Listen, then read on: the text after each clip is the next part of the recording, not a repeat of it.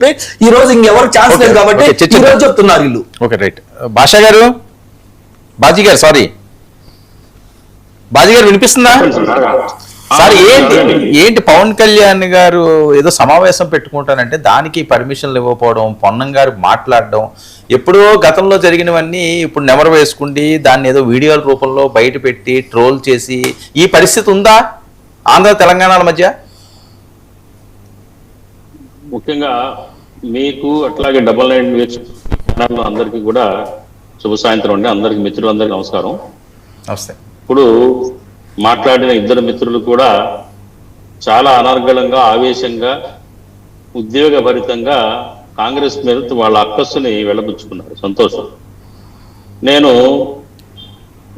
ఒకటే అడుగుతున్నాను, బీజేపీ మిత్రుడు ఇప్పుడు దాకా నాగార్జున నాకు మంచి మిత్రుడు మాట్లాడాడు. మీరు బీజేపీ తెలంగాణకి ఏం చేసిందండి? తెలంగాణ రాష్ట్రానికి ముందు మీ బీజేపీ ప్రభుత్వం, ఎన్డీఏ ప్రభుత్వం కేంద్రంలోది, తెలంగాణ ప్రభుత్వానికి మీరు కాంగ్రెస్ ఏం చేసిందని క్వశ్చన్ చేసే ముందు ఆత్మ పరిశీలన చేసుకోండి. మీరు ఏం చేశారు ఆ తెలంగాణ రాష్ట్రానికి? ఏం బెనిఫిట్ చేశారో మీరు చెప్పండి. మీరు ఏం అన్యాయం చేశారో నేను చెప్తా. అట్లాగే ఇవాళ పవన్ కళ్యాణ్ గారి సభ ఒక చిన్న ఇండోర్ ఆడిటోరియంలో జరుగుతూ ఉంది. పవన్ కళ్యాణ్ గారు సినిమా స్టారు, చాలా చాలా ఎంతో క్రేజ్ ఉన్న నటుడు. అంతేకాకుండా పవన్ కళ్యాణ్ గారు బయటకు వచ్చారంటే వందలాది మంది రోడ్ల మీదకి వచ్చేస్తారు ఆయన చూడాలని. అందరికి తెలిసిందే అది. ఆయన మిత్రుడు పక్కన పవన్ కళ్యాణ్ గారు అభిమానం అనుకుంటా కూర్చొని డిబేట్లు ఆయన చెప్పానండి. పవన్ కళ్యాణ్ గారు బయటకు వస్తే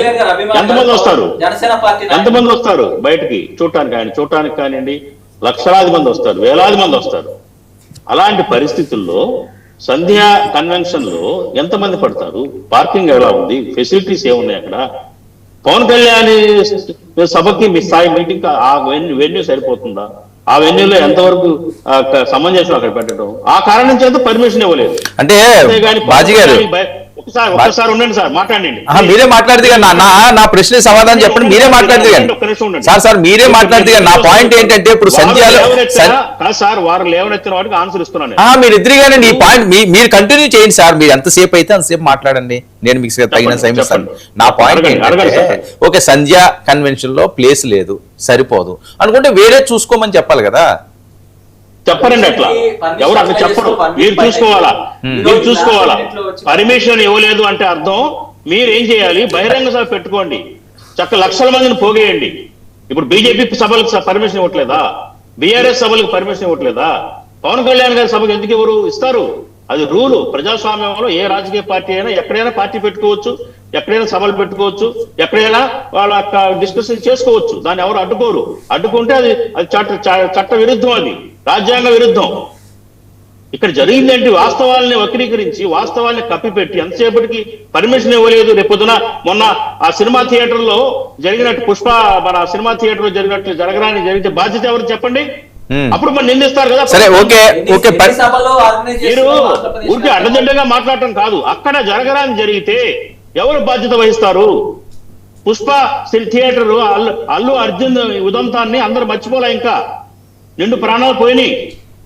అలాగని సినిమాకి వెళ్ళడం మానేరు కదండి. మొదటి రోజుని కొన్ని ఇన్సిడెంట్లు జరుగుతాయి, అవి యాక్సిడెంట్లు అంటారు. అరేంజ్మెంట్ సరిగ్గా లేదు, అక్కడ తీసుకున్న వెన్యూ సక్రమంగా లేదు. ఇది ప్రజలందరూ కూడా గ్రహించాలి. మీరు బహిరంగ సభ పెట్టుకోండి, 10 లక్షల మందిని పోగేయండి, ఎవరు అభ్యంతరం పెట్టరు. చక్కగా వింటా అందరూ, మేము కూడా వింటాం. ఏం చెప్తారు? నాగార్జున గారు ఆగండి, ఒక్క నిమిషం ఆగండి. ఇప్పుడు ఇదంతా డెవలప్మెంట్ ఎప్పటి నుంచి వచ్చింది ఒక్కసారి గ్రహించాలి అందరూ కూడా. మొన్న నరేంద్ర మోడీ గారు హైదరాబాద్ వచ్చిన తర్వాత ఎన్నడూ లేని విధంగా మరి చంద్రబాబు గారి ఇంటికి వెళ్ళి చెవిలో ఏదో చెప్పారు. పవన్ కళ్యాణ్ గారిని పరామర్శించడానికి వెళ్ళి సందేశం ఏదో ఇచ్చారు.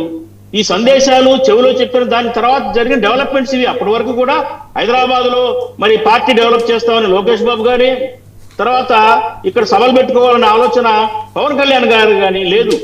ఇక్కడ జరిగిన డెవలప్మెంట్ ఏంటంటే మొన్నటి నరేంద్ర మోడీ గారి పర్యటన, హైదరాబాద్ పర్యటన తర్వాత వీళ్ళ ఆలోచనలు తెలంగాణ మీదకి మళ్ళినాయి.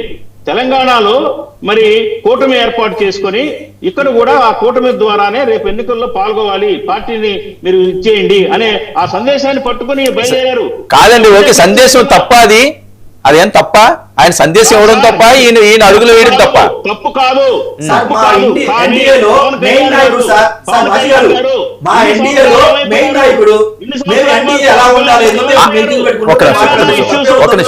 నాగార్జున గారు మీరు మాట్లాడుతూ రాగండి, నన్ను కంప్లీట్ చేయండి. నా ప్రశ్న వినండి. పవన్ కళ్యాణ్ గారు మరి కేంద్రంలో ఉన్న ఎన్డీఏ ప్రభుత్వం విభజన హామీల్ని విస్మరించి తెలంగాణకి ఇవ్వాల్సిన చెప్పిన హామీలు అమలు జరిపినప్పుడు ఇన్ని సంవత్సరాల నుంచి ఏమైపోయారు? ఎక్కడ దాక్కున్నారు? ఎందుకు ప్రశ్నించలేదు? తెలంగాణ ప్రజలు ఇప్పుడు గుర్తు రాలేదా? తెలంగాణ సమస్యలు గుర్తు రాలేదా? చెప్పండి. ఇవాళ సడన్ గా ఎందుకు వచ్చారు బయటికి? రాకూడదని అంటారా? వచ్చారు, సంతోషం. ముందు మేము ఏమడుగుతున్నామంటే చాలా సమస్యలు ఉన్నాయి తెలంగాణలో. కేంద్రం నుంచి రావాల్సిన అన్యాయం చేస్తున్న ఫండింగ్ విషయంలో కానివ్వండి, తెలంగాణ ప్రాజెక్ట్స్ అడ్డుకునే విధానంలో కానివ్వండి, ఇంతకు ముందు ఇచ్చిన కాజీపేట మరి ఏదైతే ఫ్యాక్టరీ రైల్వే కోచ్లు తయారు చేస్తామని రిపేర్లు తయారు చేసే వ్యాగన్ వర్క్ షాప్ ఇచ్చిన వైనం కానివ్వండి, బయ్యారం స్టీల్ ఫ్యాక్టరీ కానివ్వండి, విమానాశ్రయం వరంగల్ విమానాశ్రయం కానివ్వండి, ఇలాంటి కేంద్రం పరిధిలో ఉన్న అనేక అంశాలు చాలా ఉన్నాయి. రాష్ట్ర ప్రభుత్వం రేవంత్ రెడ్డి గారు ఒక చిట్టా ఇచ్చొచ్చారు ఢిల్లీలో. అలాగే మూసీ ప్రక్షాళన కానివ్వండి, మరి ఆర్ఆర్ఆర్ దానికి సమావేశానికి సంబంధం ఏంటండి? ఖచ్చితంగా ఉంటుందండి. మీరు ఎన్డీఏలో భాగస్వాములుగా ఉన్నప్పుడు మీరు తెలంగాణ తరపు నుంచి మీరు తెలంగాణలో పార్టీ పెట్టుకొని తెలంగాణ ప్రజల ఆకాంక్షల కోసం మీరు వస్తున్నట్టు చెప్పుకుంటున్నప్పుడు మీరు ఇవన్నీ అడగండి. కేంద్రం నుంచి రావాల్సిన పరిష్కరించుకోండి.